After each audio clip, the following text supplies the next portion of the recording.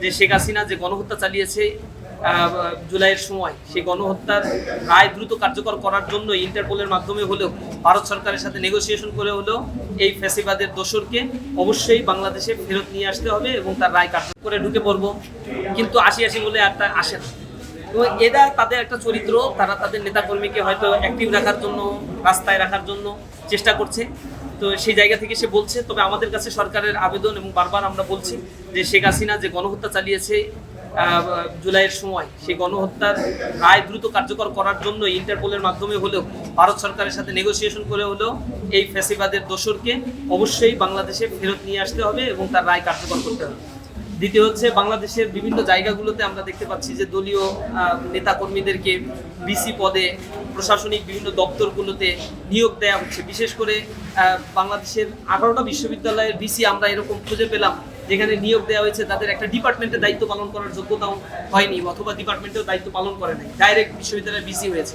শুধুমাত্র দলীয় এজেন্ডা বাস্তবায়ন করা এবং দলের সাথে থাকা, তাদের সাথে থেকে এই পদগুলো তারা পেয়েছে। এগুলো মেধার চূড়ান্ত অবমূল্যায়ন।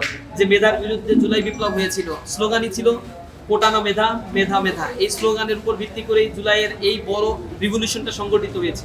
কিন্তু সেটাকে থোড়াসা কেয়ার করে রাষ্ট্রের বিভিন্ন গুরুত্বপূর্ণ জায়গাগুলোতে, রেগুলেটরি কমিশন, বিআইডব্লিউটিসিএ, এরপরে বাংলাদেশ বন কর্পোরেশন, আরও অনেক গুরুত্বপূর্ণ জায়গাগুলোতে দলীয় লোক নিয়োগ দেওয়া হয়েছে। প্রত্যেকটা সিটি কর্পোরেশনে তাদের প্রশাসক, হেরে যাওয়া ক্যান্ডিডেটদেরকে সেখানে পুনর্বাসন করা হয়েছে। তারা এখন যারা নির্বাচিত হয়েছে তাদের উপরে তারা ছুরি ঘোরাচ্ছে। এভাবে একটা দলকে অন্তদলীয়, একটা দেশকে অন্তদলীয়করণের মধ্যে ফেলে দেয়া, এটা জাতির কোন জন্য কখনোই সুখকর নয়। সামনে আমরা দেখতে পাচ্ছি পিএসসিতে চেয়ারম্যান নিয়োগের ক্ষেত্রেও দলীয় কর্মীদেরকে প্রায়োরিটি দেওয়ার একটা গুঞ্জন আমরা শুনতে পাচ্ছি। আমরা এই ক্ষেত্রে সরকারকে বলবো, যুব সমাজকে যেন আপনারা আর খেপিয়েন না। এই পিএসসি সংস্কার এবং সরকারি চাকরিতে যথাযথভাবে মেধার মূল্যায়ন যাতে হয়, এটা ছিল ছাত্রদের প্রাণের দাবি, এবং এই দাবিতেই রাজপথে নেমে এই ফ্যাসিবাদের পতন হয়েছে। সুতরাং সেই জায়গায় যদি আবার দলীয়করণ করা হয়, লিস্ট নিয়ে বিসিএসে পাশ করানো হয়, দলীয় নেতাকর্মীর বাইরে আর কাউকে নিয়োগ না দেওয়ার সেই মানসিকতা নিয়ে যদি আবার নিয়োগ সার্কুলারগুলো দেওয়া হয়, তাহলে আমরা সজাগ আছি। রাজপথে থেকেই আমরা এর মোকাবেলা করবো ইনশাআল্লাহ। শিক্ষার্থীদের নিয়েই আমরা এর মোকাবেলা করবো।